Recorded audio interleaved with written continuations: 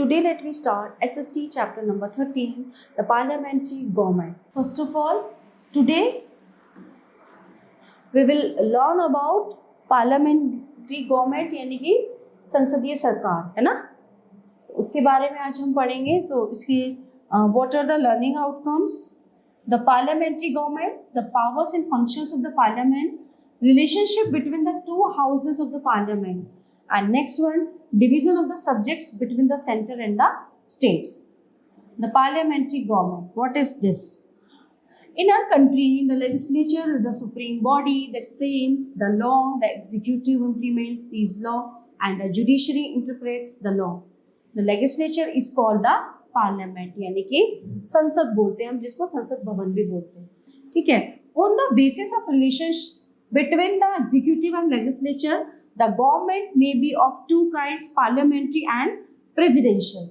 Okay, so the former originated in the England and is practiced in most of the countries, whereas presidential form of government originated in USA.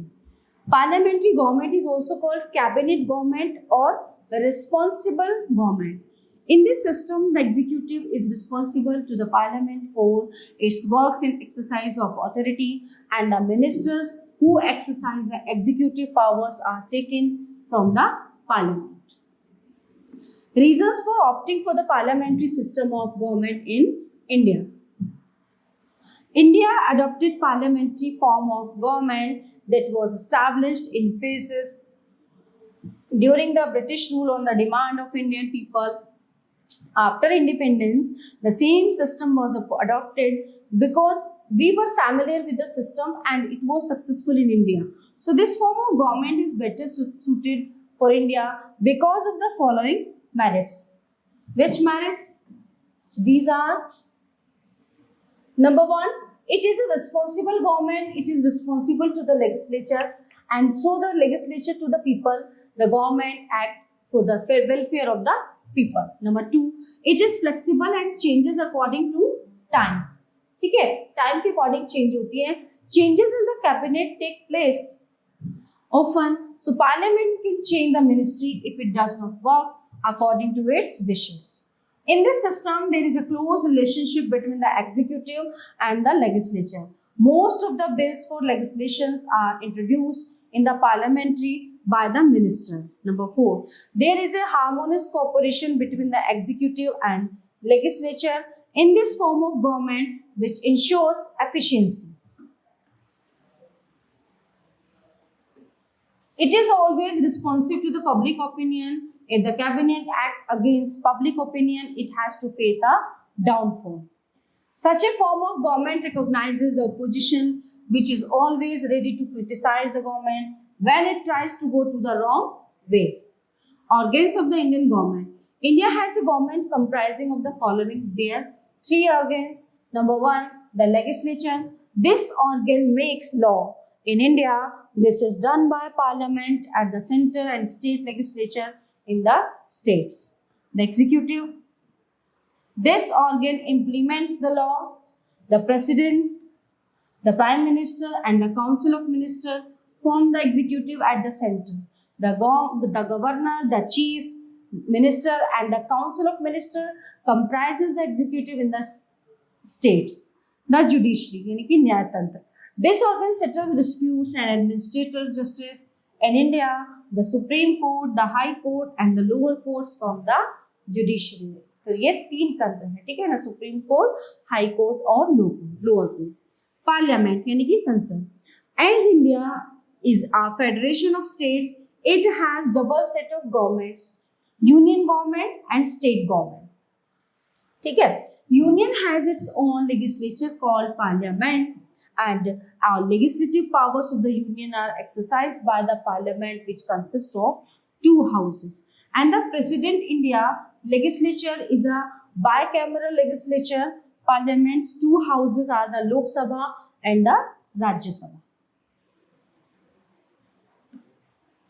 Lok Sabha composition. The Lok Sabha is the lower house of the parliament. It is the representative body of the people. Okay, there may be up to 550 members in the Lok Sabha. Out of these, 530 members are directly elected from the states, while 20 members represent the union territories. At present, there are 543 members in the Lok Sabha. The term of the Lok Sabha is 5 years, but it may be dissolved by the president earlier too during an emergency. Its term may be extended for a period of 6 months at a time, subject to a maximum of 3 years. So the seats in the Lok Sabha are allotted to the states and the union territories on the basis of their respective populations. Qualifications of the candidates for the Lok Sabha. अब लोक सभा के candidate जो है सदस्य होने के लिए क्या क्या क्वालिफिकेशन चाहिए? To contest the Lok Sabha election, a candidate must fulfill the following qualification. He should be a citizen of India. He should have acquired 21 years of age. He should not be a proclaimed criminal, insolvent or mentally unsound. This is the qualifications. These are normal things. He should not hold any government job at the time of seeking an election. He should have his name in the electoral rolls in any part of the country. A person can contest election to the Lok Sabha from more than one constituency. However, he cannot be a member of both houses of parliament at the same time. Okay. Nor can be member of the parliament and a state legislature simultaneously. Elections, यानी कि मतदान. General elections to the Lok Sabha are held at least once every 5 years, यानी कि 5 साल में एक बार. ठीक है. The election commission conduct these elections for the purpose of elections. The country is divided into electoral units called the constituencies. Each constituency is based on population ranking from 5 lakh to 7.5 lakh. Voting is done by a secret ballot. A voter must be an adult citizen of India. The provision of symbol help illiterate voters to identify the candidates. Nowadays, voting is done by a voting machine containing the name of the candidates along with their symbols. So the voter has to press the button of the name of candidate of his choice. Speaker. After elections, the members of the Lok Sabha elect from among themselves the presiding officer or speaker of the Lok Sabha. The speaker is generally from the ruling party, but once elected as the speaker, he has to act impartially. In his absence, the deputy speaker conducts the proceeding of the house. The deputy speaker generally belongs to the opposition party. Functions of the speaker. The speaker performs several important functions mentioned as under. He presides over the meetings of the Lok Sabha and maintains discipline in the house. He allows time to the members to speak in the house. He can adjourn the meeting of the Lok Sabha. Resolution or bills can be moved only with his permission. Number 5. He calls for vote on the bills as well as on other motions. He presides over joint sessions of both the houses. He decides whether a particular bill is a money bill or not. He can suspend a member from the house for misconduct. He appoints various parliamentary committees and guides them in their work. So he safeguards the privilege of the members of the house. He can adjourn the house if it lacks quorum. It means that he cannot conduct business unless 10 out of 1 of the members are present. Number 12. He allows or disallow a member to put a question during the question hour. He admits various motions for adjournment or non-confidence motion, etc. He has casting vote in case of a deadlock. Rajya Sabha. Composition. The Rajya Sabha or the Council of States is the upper house of the Parliament. It has a maximum strength of 250 members. Of these, 238 members represent the states and the union territories, and 12 members are nominated by the president. So these nominated members include distinguished individuals from the fields of art, literature, science, technology, social service, etc. So at present the Rajya Sabha has 245 members, 233 of them are elected members while 12 members are nominated. Okay, so the Rajya Sabha is a permanent house. Unlike Lok Sabha, it cannot be dissolved. 1/3 of its members retire every 2 years and elections are held for the vacant seats. The election to Rajya Sabha is indirect, i.e. all the voters do not cast their votes. Instead, their representatives to various state legislative assemblies elect the members of the Rajya Sabha. Each member of the Rajya Sabha is elected for a term of 6 years. So the Vice President of India presides over the Rajya Sabha. He is the ex-officio chairman of the Rajya Sabha. So his functions are almost similar to those of the Speaker of the Lok Sabha. इनके functions जो हैं same होते हैं. His functions, okay, Lok Sabha. In his absence, however, the deputy chairperson, who is an elected member of the Rajya Sabha, presides. A candidate for Rajya Sabha should be a citizen of India. He should be at least 30 years of age. Other qualification being similar to those for the members of the Lok Sabha, members of the Rajya Sabha can be re-elected if their voters desire so. The Rajya Sabha members ensure the interests of the state they represent. They are usually more mature and as such can exercise greater restraint and can guide the members of the Lok Sabha. For membership to the Rajya Sabha, a candidate must possess the following qualification. He must be a citizen of India. He should be 30 years of age. But इसमें qualification तो कोई mention ही नहीं कर रखी इन्होंने. He should not be a proclaimed offender. He should not hold any office of profit under the government. His name should be in the voter list of the state from where he is seeking election. मतलब वो illiterate भी हो तो चलेगा. Powers and functions of the Parliament. The Parliament is the supreme law-making body of the country. It makes law that are implemented throughout the country. It performs various other functions. The procedure of law-making and other functions of the Parliament are as follows. Law-making functions. The Parliament can enact new law or change the existing ones on the 97 subjects of the Union list. It can enact law on the subjects of the state list also beside the 47 subjects on the concurrent list. So the Union Parliament has the sole right to amend the Constitution. The procedure are proposals for a new law or a change in an existing law is called a bill. When a bill is introduced by any member of the Parliament, it is called a non-official bill, but it is called an official bill when it is introduced by a minister. So a bill passes through the following stages. Introduction or first reading. A member of either house of the Parliament introduces the bill. The copies of the bill are distributed among the members. The member introducing the bill explains the purpose and importance of the bill. Second reading. At this stage, the bill is thoroughly discussed. Suggestions are made to change or delete certain parts of the bill.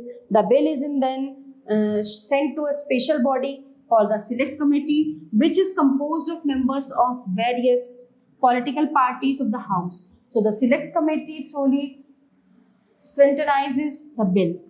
Third reading, after including suggestion, the bill is redrafted and then presented in the final form. If more than 50% of the members vote for the bill, it is passed. So the bill is then sent to the other house. The same procedure is repeated here.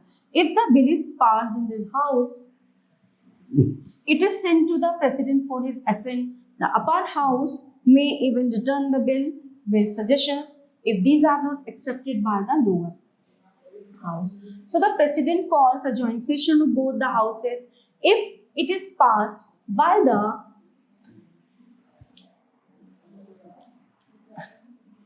joint session, the bill is sent to the president.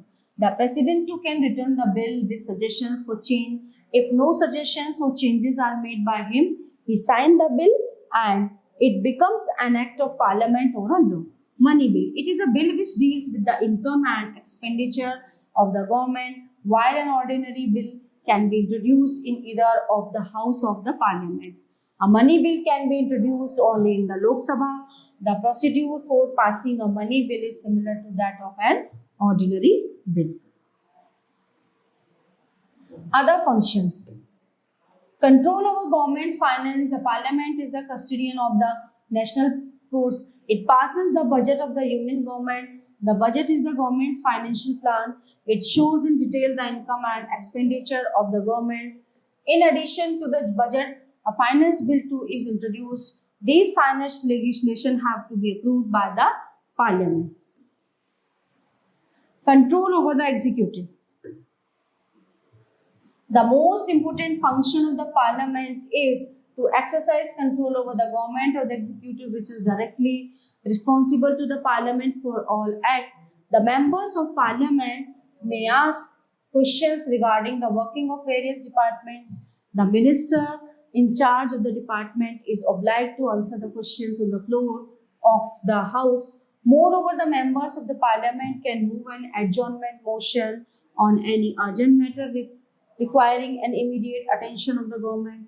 Example, a railway accident or a serious tragedy or an event, the member of the Lok Sabha may present a vote of no confidence against a ministry. So if the motion is passed, the ministry as a whole must resign. If a bill or an important legislative proposal is defeated in the House, so the entire ministry has to resign. Okay, so the Parliament is thus the watchdog of the interests of the people and control the activities of the executive. Judicial functions. The Parliament enjoys certain judicial powers also. It can impeach the President, a judge of the Supreme Court or the High Court if they are found acting against the Constitution or misusing their power or indulging in corruption. Lok Sabha has the upper hand. The Council of Ministers is primarily responsible to the Lok Sabha. If the Rajya Sabha passes a vote of no confidence, so the government is not obliged to resign. But if the Lok Sabha passes such a motion, so the government has to resign. Okay, division of subject between the center and the states. The power of the center and the states are well defined in the Constitution. There are three types of lists: the union list, the state list, and the concurrent list, in which the subject for legislation have been specified and made crystal clear. So number one is the union list.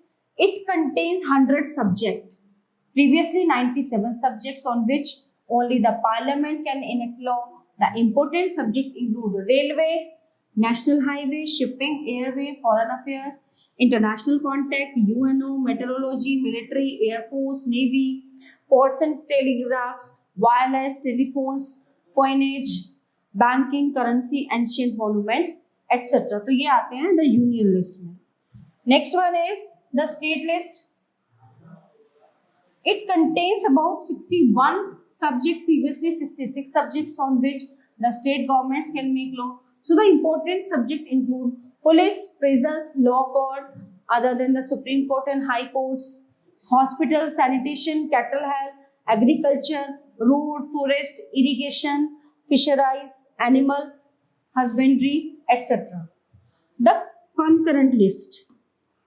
It contains about 52 subjects on which both the Parliament and the state legislature can make law, but the law passed by the union legislature of these subjects shall prevail over those passed by the state legislature. So the important subjects include which: marriage, medical profession, joint family, other profession, books, newspaper, trade union, labor welfare, factories, religious endowments, civil and criminal procedures, and electricity.